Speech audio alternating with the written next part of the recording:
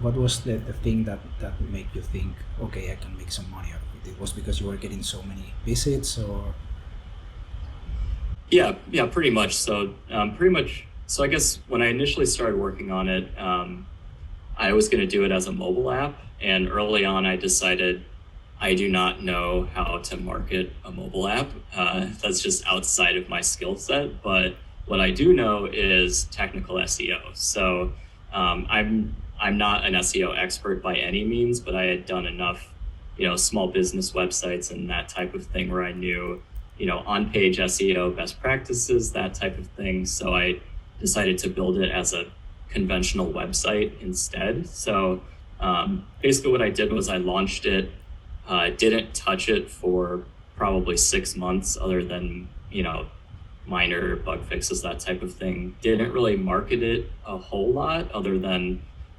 sharing it on social media a little bit and that type of thing. Didn't get a lot of traction that way. But then after, probably 6 to 9 months, it started ranking pretty well in Google. And that's without me really doing much link building or anything, just, on the fundamentals of, sort of targeting some of these long tail keywords that aren't well covered, and then the technical SEO performing well on the site. So that sort of reinvigorated my interest in the project once I saw people actually using it.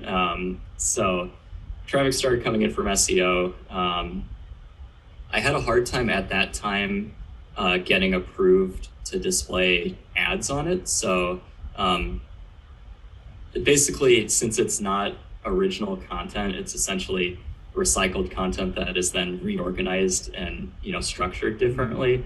At the time, Google was not okay with that, so I got rejected for displaying ads on it. So it's like, how else can I make money with this? So I knew, like I mentioned earlier, I had worked with affiliate marketing a little bit, so I wasn't even sure if this would perform well, but I'm like, okay, let's try something.